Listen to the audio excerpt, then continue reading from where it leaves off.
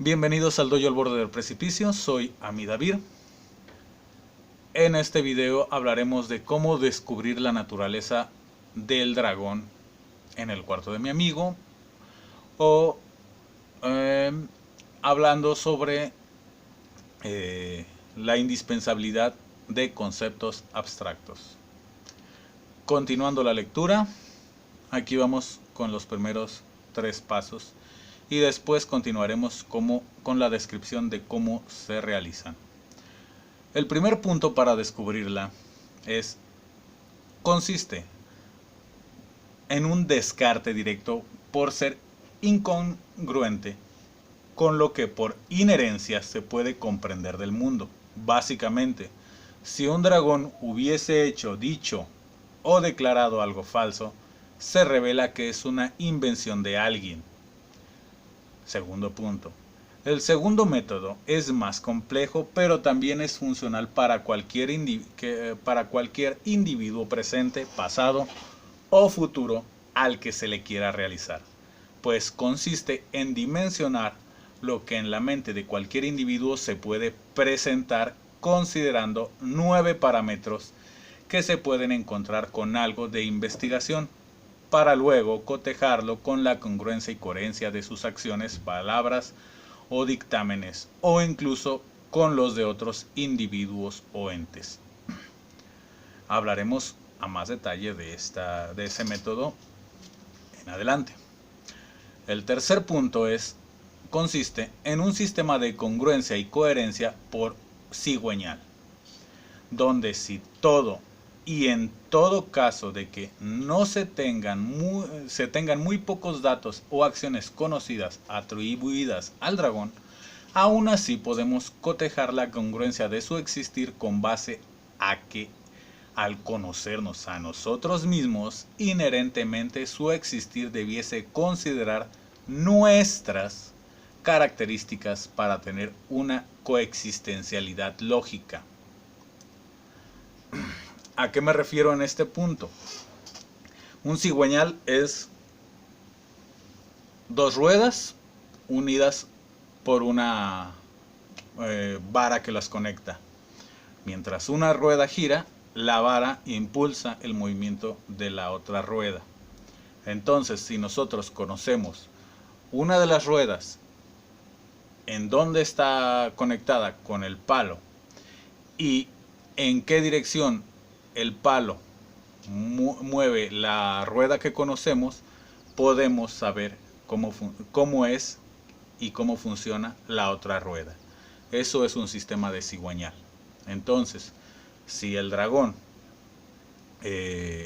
nos dice algo, nos expresa algo, automáticamente se siente en la conexión del cigüeñal, en la rueda pequeña que conocemos, y entonces podemos deducir a la otra. Contexto histórico. La historia nos cuenta que desde la existencia de las primeras sociedades y en casi todas han existido creencias sobre seres divinos, todos con diferentes atributos, pero también con amplias similitudes entre unos y otros. Con el pasar de los siglos, miles o millones de personas han buscado tanto demostrar la existencia de sus credos y deidades, tanto para sí mismos como para los demás, mientras que, en opuesto, pero en una proporción mucho menor de individuos, han intentado demostrar la inexistencia y falsedad de lo que los primeros creen.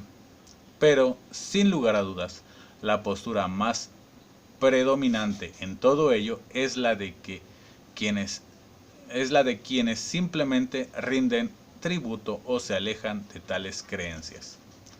No son ni ocultos ni escasos los conocimientos sobre la constante tendencia entre las naciones ganadoras que tomaban un pueblo tras una guerra de implantar a los sometidos las creencias propias, así como tampoco el que casi por regla general la representación máxima de las creencias predominantes fuera el sol, así como la característica peculiaridad de que las deidades habitaban los cielos, tal como el sol. Por ello, la postura histórico-científica apunta a que las creencias y deidades son no más que creaciones de los hombres para la dominación, la unión y facilitar respuestas a todos los fenómenos desconocidos que se presentaban, atribuyéndoles a las respectivas deidades en turno. Esto es la postura científica más aceptada. Sin embargo, las religiones tienen muchísima vigencia y adeptos. De hecho, lo que dicen los rastros históricos no suelen ser más que demeritado por la fe. Por otra parte, los pensadores y religiosos han tratado de dar fe y razón de la existencia o inexistencia de la divinidad por todo el mundo en diferentes épocas, aun siendo que lo más común fuese que a esos últimos se les terminara matando o torturando hasta el arrepentimiento público.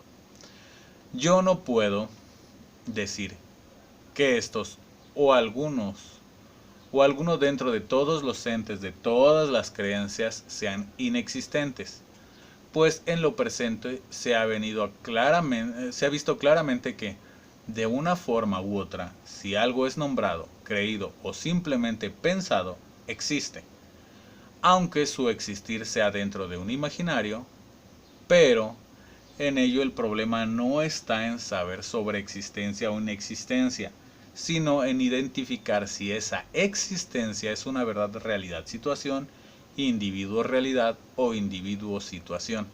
Por lo que en lo que me enfocaré no será a negar o afirmar existencias, sino explicar el método más adecuado que veo para que cada individuo pueda dar fe por sí mismo de si tal o cual deidad es de origen imaginario o si existe realmente la probabilidad de su veracidad, realidad, situación.